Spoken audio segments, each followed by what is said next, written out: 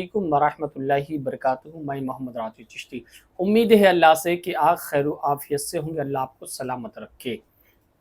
چمک تجھ سے پاتے ہیں سب پانے والے، چمک تجھ سے پاتے ہیں سب پانے والے، میرا دل بھی چمکا دے چمکانے والے۔ میں مجرم ہوں آقا مجھے ساتھ لے لو، کہ رستے میں ہے جا وجہ تھانے والے۔ پیارے ناظرین، آپ نے ماشاءاللہ مفتی سلمان اظہری کی آپ نے نمازیں تلاوت کی، آپ نے دعا کی، اللہ تعالیٰ نے مومن کی دعا قبول فرما کر مفتی سلمان اظہری کو رہائی عطا فرما دی۔ ماشاءاللہ اب وہی مفتی سلمان اظہری ہے جو لڑکے نشیڑی رہتے تھے، گشواز رہتے تھے، مگر جب مفتی سلمان اظہری نے تقریر کی تو ان نوجوانوں کے اندر الحمدللہ عشق رسول کی محبت جوش ماننے لگی۔ اور مفتی سلمان اظہری نے ایسا کیا کہتے ہیں جلسوں میں جس وجہ سے ہر نوجوان، ہر بوڑھا جوان دکھتا ہے، اور عاشق رسول کے نعرے چاروں طرف سے گونجتے ہیں، لبیک یا رسول اللہ۔ ویڈیو کو پوری ضرور دیکھیں، نیو ہے شیئر اور لائک سبسکرائب ضرور کریں۔ یہ بات چبھ رہی ہے اور بہت زیادہ ٹر ٹر ٹر ٹر کی آوازیں آپ میڈیا میں سن بھی رہے ہوں گے۔ ان سارے مینڈکوں کو بتانے کی ضرورت ہے کہ محمد عربی کے شعر ابھی زندہ ہیں۔ نعرہ تکبیر، نعرہ رسالت، مسلک اعلی حضرت خلیفہ سرکار تاج الشریعہ۔ میرے عزیزو، تمہیں اللہ تبارک و تعالیٰ نے کتنی دولتوں سے نوازا ہے، کتنی دولتوں سے۔ کون کہتا ہے کہ مسلمان بچھڑا ہوا ہے؟ کون کہتا ہے کہ یہ پسماندہ ہے؟ تمہاری نظروں میں ہو سکتا ہے پسماندہ ہو، بچھڑا ہو، دولت سے عاری ہے، سیاست سے خالی ہے، حکومت سے دور ہے، ڈپارٹمنٹ میں اس کی نمائندگی نہیں ہے، لیکن اے دنیا والوں، جو دولت ہم اپنے سینے میں عشق رسول کی رکھتے ہیں، پوری کائنات مل کر کے اس کی قیمت نہیں لگا سکتی۔ اور الحمدللہ ہم نے دیکھا ہے مصطفیٰ کریم کے فدائی حضور کے قدموں پر نچھاور ہونے والوں کے لیے پوری کائنات ٹوٹ پڑتی ہے، اور بڑے بڑے مالدار اسے خریدنے کی کوشش کرتے ہیں، لیکن میرے مصطفیٰ کا غلام ہر زمانے میں یہ کہتا آ رہا ہے۔ میں آپ کو بتا رہا ہوں، آپ کے علاقے میں میری پہلی آمد ہے، آپ کے علاقے میں میرا آپ کے سامنے کھڑا ہونا پہلی مرتبہ ہے۔ سید صاحب قبلہ ابھی فرما رہے تھے کہ جس علاقے میں آپ کھڑے ہیں اللہ کریم سب کے دلوں میں محبت پیدا کرتا ہے، لیکن میں یہ محسوس کرتا ہوں آپ کے اندر میرے لیے یہ جذبات میرے جبے ٹوپی کی وجہ سے نہیں، میرے کسی سیاسی خاندان کی وجہ سے نہیں۔ آپ اگر یہاں مجھ سے محبت کرتے ہیں یا اس منبر پر میری تعظیم کرتے ہیں تو صرف اس لیے کہ رسول پاک کے قدموں سے وابستہ ہے، اور ہماری عزت اسی کے لیے ہے جو نبی کی غلامی میں آتا ہے۔ اور میں نے محسوس کیا ہے جب تک بکے نہ تھے تو کوئی پوچھتا نہ تھا، جب تک بکے نہ تھے تو کوئی پوچھتا نہ تھا، یا رسول اللہ تم نے خرید کر ہمیں انمول کر دیا۔ ہاں، اسی لیے شاعر کہتا ہے بے دام ہی بک جائیے بازار نبی میں۔ آپ کو اندازہ نہیں ہے میرے عزیزوں، ایک بار جو مصطفیٰ کریم صلی اللہ علیہ وسلم کے دامن میں آتا ہے چاند بھی اس پر رشک کرنے لگتا ہے، ہاں آسمان بھی اپنے دروازے اس کے لیے کھول دیتا ہے۔ وہ نبی کا جو غلام ہوتا ہے جس طرف سے وہ گزرے ہوائیں اسے سلام کرتی ہیں۔ تمہارے پاس بڑی دولت نبی پاک کی غلامی کی ہے، بس صرف اور صرف بات اتنی ہو گئی کہ اس ظالم دنیا نے تمہارے گلے سے وہ پٹا کھینچنے کی کوشش کی، جو غلامی کا پٹا تم نے صدیوں سے میرے مصطفیٰ کی غلامی کا اپنے گلے میں ڈال رکھا ہے۔ اس پٹے کو کبھی نکالنے مت دینا، جب تک تمہارے گلے میں میرے مصطفیٰ کی غلامی کا پٹا رہے گا ہر کتے کو تم پٹا ڈال سکتے ہو، ہر کتے کو تم پٹا ڈال سکتے ہو۔ اور دنیا بھر یہ جانتی ہے کہ نبی کے جیسا کوئی نہیں تھا۔ اگر میں ایک لیسٹ آپ کے سامنے پیش کروں ہندوؤں کے بڑے بڑے جو ان کے گرو رہ چکے، عیسائیوں کے جو بڑے بڑے پادری رہ چکے، یا پھر سکھوں کے بڑے بڑے جو ان کے گرو ہو چکے، ان سب کی تحریریں موجود ہیں۔ میرے نبی پاک صلی اللہ تعالیٰ علیہ وسلم کی شان میں وہ سب رطب اللسان رہے۔ ہر زمانے کا، ہر فرقے کا، ہر دین کا ماننے والا میرے نبی کی عظمت کو سلام کرتا ہے، لیکن اتنی بات یاد رکھے، میرے نبی کی عظمت اور تعریف کرنے کے لیے حلالی ہونا ضروری ہوتا ہے۔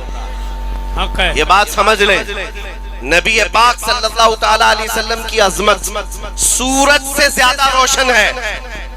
دن میں سورج نکل جائے اور اگر کوئی کہے کہ سورج کالا ہے تو آپ اسے کیا کہیں گے؟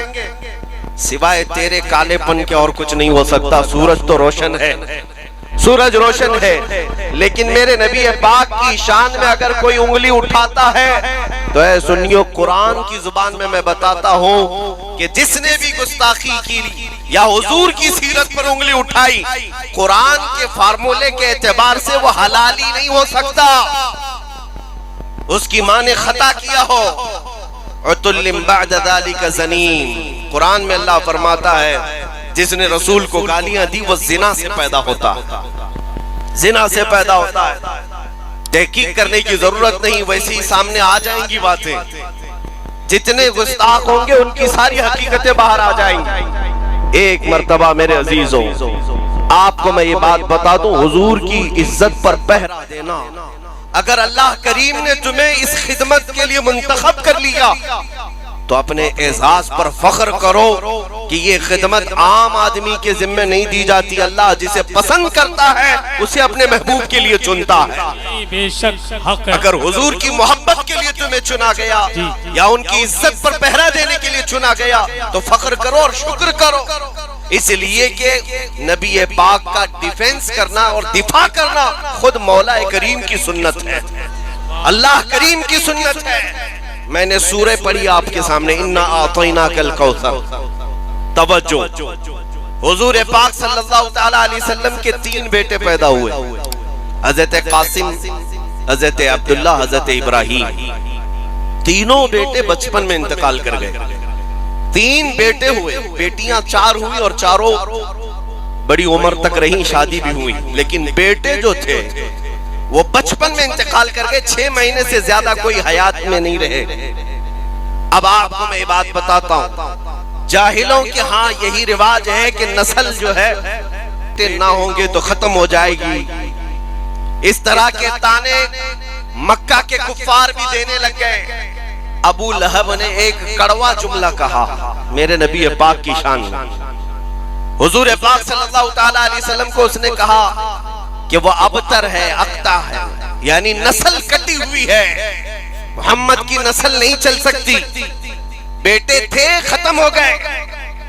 حضور پاک صلی اللہ تعالیٰ علیہ وسلم کو یہ بات گراں گزری، اللہ کے حبیب صلی اللہ تعالیٰ علیہ وسلم کو ظالم نے تانا مارا۔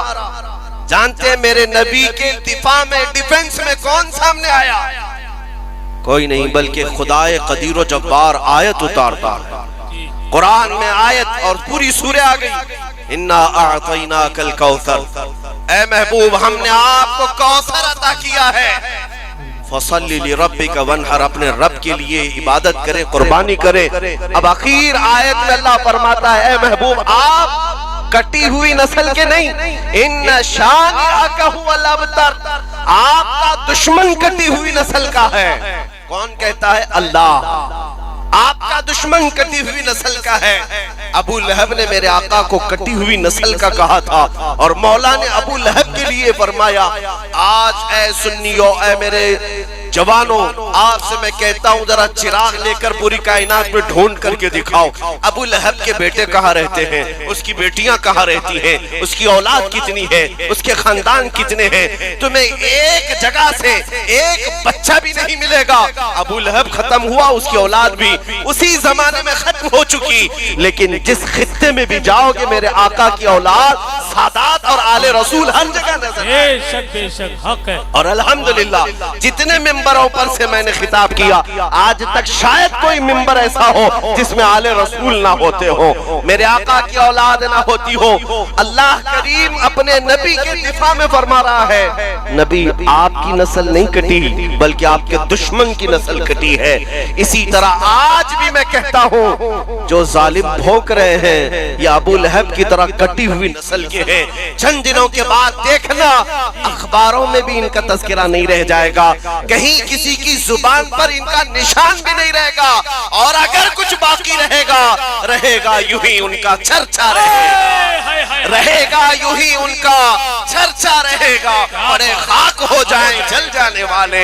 या रसूल अल्लाह, तू घटाए से किसी के न घटा है न घटेगा, जब बढ़ाए तुझे अल्लाह ताला तेरा।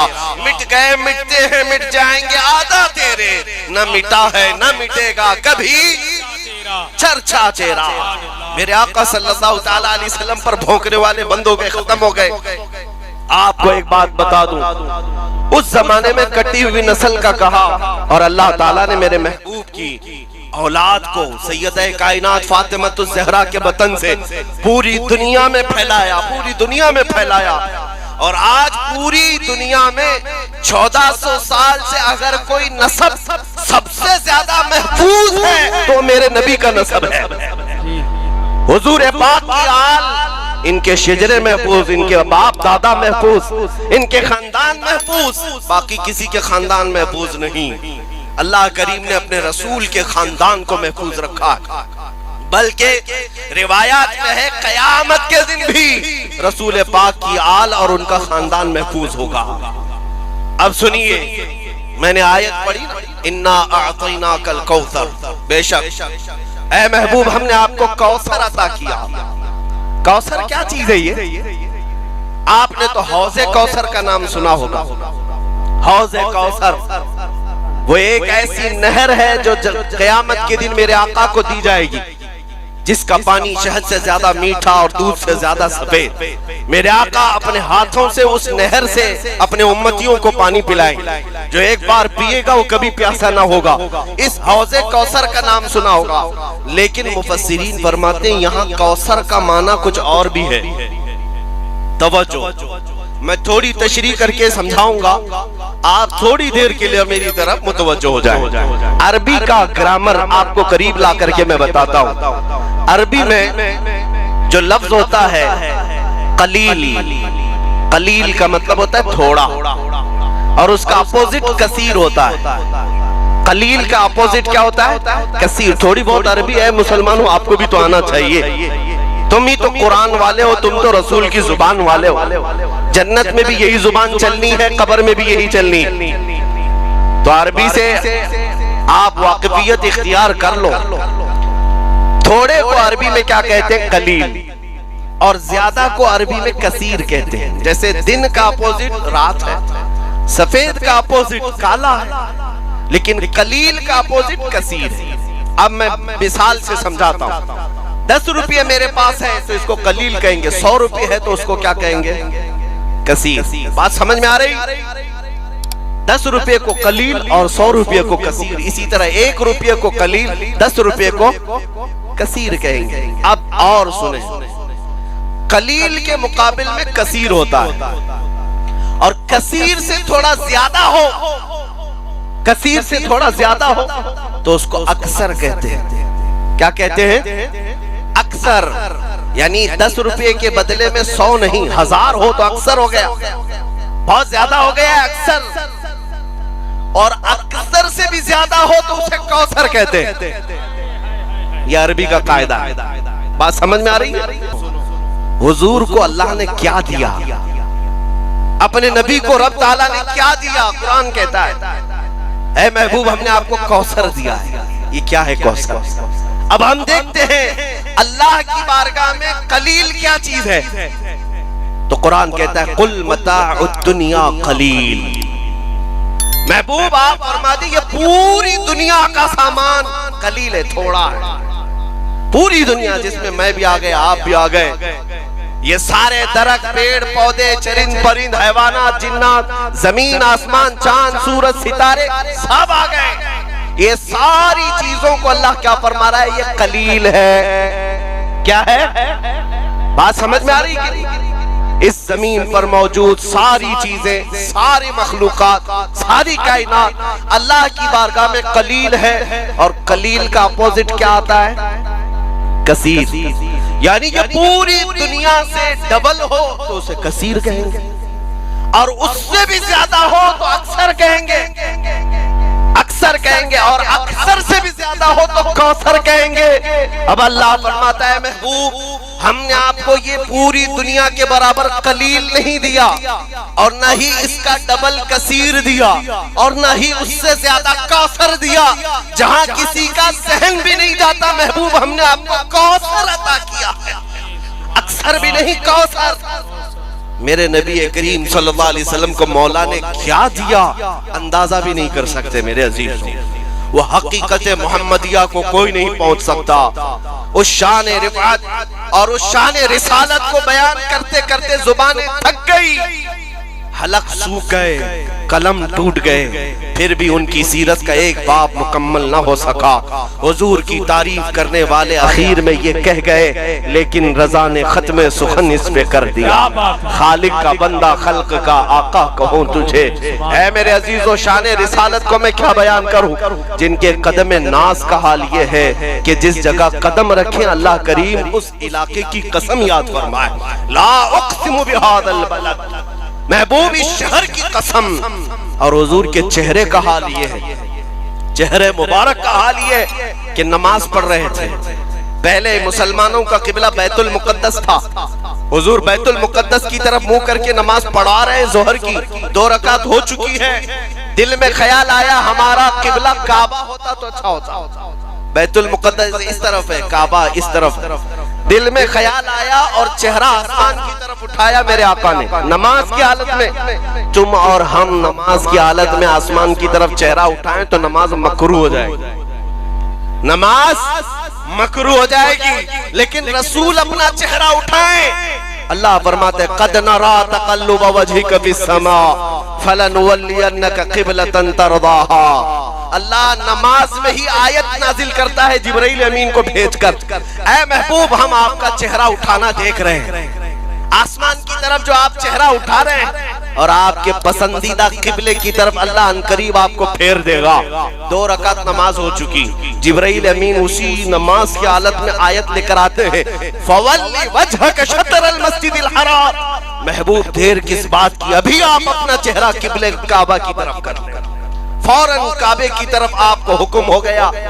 2 رکعت بیت المقدس کی طرف منہ کر کے پڑھا اور 2 رکعت خانہ کعبہ کی طرف. اور جب میرے آقا کا چہرہ کعبے کی طرف ہو گیا اب قانون یہ آیا اب قیامت تک آنے والے ہر مسلمان کا قبلہ کعبہ ہی ہوگا، اس لیے کہ چہرہ میرے رسول کا کعبے کی طرف ہوگا. بے شک بے شک، چہرہ رسول کا کعبے کی طرف ہو گیا. اب کوئی اس قبلے کو بدل نہیں سکتا.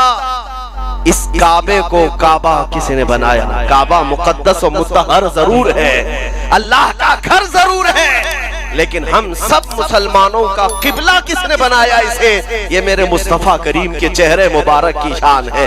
اسی لیے اعلیٰ حضرت نے فرمایا کہ ان کو کیا پوچھتے ہو میرے نبی کا مقام کیا ہے؟ ان پاکھنڈیوں سے کیا سنتے ہو نبی کی عظمت کیا ہے؟ حاجیوں آؤ شہنشاہ کا روضہ دیکھو. کعبہ کو دیکھ چکے کعبے کا کعبہ دیکھو. غور سے سن تو رضا کعبے سے آتی ہے صدا، میری آنکھوں سے میرے پیارے کا روضہ دیکھو. نعرہ تکبیر، نعرہ رسالت، مسلک اعلی حضرت خلیفہ سرکار تاج الشریعہ. سبحان اللہ. کائنات کی ہر شے میرے مصطفیٰ کریم کی عظمت بیان کر رہی ہے. میرے عزیز و حضرت یعلا بن مرہ ایک صحابی ہیں، کہتے ہیں ایک غزوے میں ہم گئے تھے، میری ڈیوٹی لگی تھی حضور کی پہرے داری. نبی پاک صلی اللہ علیہ وسلم جب آرام کرتے تو میں جھنڈا لے کر کھڑا ہوتا یا تلوار لے کر کھڑا ہوتا، مجاہدین سپاہی سب سو جاتے، میں کھڑا رہتا. حضرت یعلا بن مرہ کہتے ہیں کہ میں نے رسول کریم صلی اللہ تعالی علیہ وسلم کو دیکھا حضور آرام کر رہے ہیں. اور نیند لگی ہے. میں آپ کے سرانے کے پاس کھڑا رہا, میرے ہاتھ میں علم تھا, پرچم تھا یا تلوار تھی. سارے صحابہ دھیرے دھیرے سو گئے. سنو توجہ سے میرے عزیز, حضرت یعلا کہتے ہیں تھوڑی ہی دیر کے بعد میں نے کیا دیکھا, دور صحرا میں اکیلا ایک درخت ہے, اور اس درخت کی طرف میں دیکھنے لگا تو اچانک وہ درخت ادھر سے ادھر ہلا اور اپنی زمین سے اکھڑ گیا, اور اکھڑ کر کے جیسے انسان چلتے ہیں ایسے چلتے ہوئے میرے مصطفیٰ تک آ گیا. نبی پاک جب آرام کر رہے تھے وہ درخت قریب آیا اور قدموں کی طرف جھک گیا اور پھر واپس گیا. حضرت یعلا کہتے مجھے تو ایسا لگ رہا تھا میں خواب دیکھ رہا ہوں. میں ادھر ادھر ٹٹول کر کے دیکھا کہ میں جاگ رہا ہوں یا سو رہا ہوں. اتنے میں میرے آقا کی نیند کھلی اور میرے آقا نے مسکرا کر فرمایا, اے یعلا, کائنات کی ہر شے مجھے سلام کرنے کے لیے تیار ہے. حضور پاک کی عظمت ہر شے کو معلوم ہے سوائے ان خبیث مردودوں کے, ان کمینوں کے, ان کتوں کے جو زنا سے پیدا ہوئے.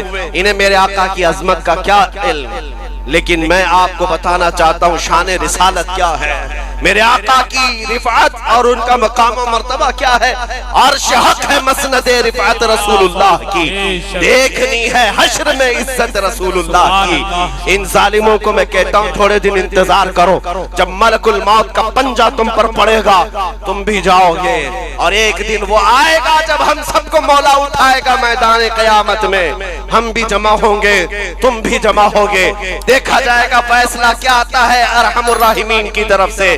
احکم الحاکمین جب فیصلہ کرے گا, الحمدللہ ہمیں اس بات کا احساس حاصل ہے کہ قیامت کا جو میدان ہے وہ بھی مولا نے کس لیے سجایا ہے. فقط اتنا سبب ہے ان عقاد بزم محشر کا کہ ان کی شان محبوبی دکھائی جانے والی ہے, ان کی شان محبوبی دکھائی جانے والی ہے.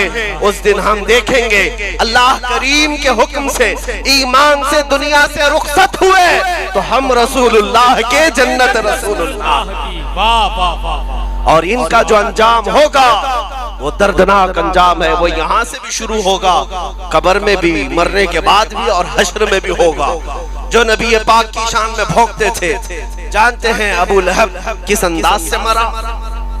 ایسی بیماری لگ گئی تھی کہ اس کے جسم پر کیڑے لگنے لگ گئے مرنے سے پہلے, اور اس کے بعد مر گیا تو گھر والے اسے دفن کرنے نہیں لے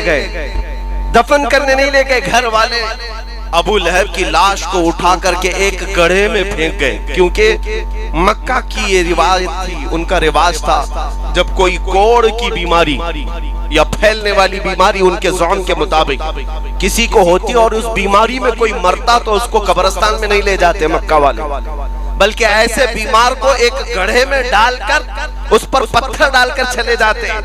برسوں کے بعد مکہ والوں کے پاس ایسی بیماری آئی جو ابو لہب کو آئی. وہ گستاخ رسول تھا, میرے آقا کی شان میں گالیاں دیتا تھا.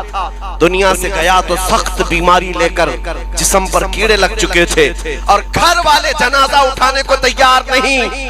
اور اس کے بعد اس کی لاش کو کھینچ کر کے لایا گیا اور ایک گڑھے میں ڈال کر اس پر پتھر بہت سارے ڈال کر مکہ والے چلے گئے. دنیا میں یہ انجام تو شروعات ہے, یہ دنیا کا ظاہری انجام ابھی شروعات ہے. قیامت کے دن دیکھنا ہے گستاخان رسول کا کیا ہوگا. اس ابو لہب کی اولاد آج وہ چاہے وہ تیاگی کی شکل میں ہو کہ رافضی کی شکل میں ہو, اس ابو لہب کی ناجائز اولاد کو میں آج کہنا چاہتا ہوں دیکھنا تمہارا انجام بھی شروع ہونے والا ہے. گھر بھی گیا, بیوی بچے بھی گئے, نام بھی گیا, دین بھی گیا, اب بچا کچھ نہیں, ملک الموت کا پنجہ پڑنے والا ہے. اور اس کے بعد دنیا کو یہ معلوم ہوگا میرے مصطفیٰ کی شان میں تو بھونکتا رہا اور ذلیل کتوں کی طرح مر گیا, مگر میرے آقا کی شان میں ایک نقطہ برابر بھی فرق نہیں آیا. جب جب تم ظالموں نے بھونکنا شروع کیا ہے, الحمدللہ ہمارے ہر علاقے کے بچے بچے کی زبان سے لبیک یا رسول اللہ کا نعرہ لگنا شروع ہوا. لبیک لبیک لبیک یا رسول اللہ, لبیک لبیک لبیک یا رسول اللہ, لبیک لبیک لبیک یا نعرہ رسالت. میرے آقا صلی اللہ تعالی علیہ وسلم کی شان. اب ایک بات یہ بھی میں بتا دوں, کوئی بھی یہاں پر یہ ہرگز مت سمجھے کہ ہمارے اوپر ان کی حکومت ہے. الحمدللہ ہم فقیروں کے دلوں پر تاجدار مدینہ کی حکومت ہے.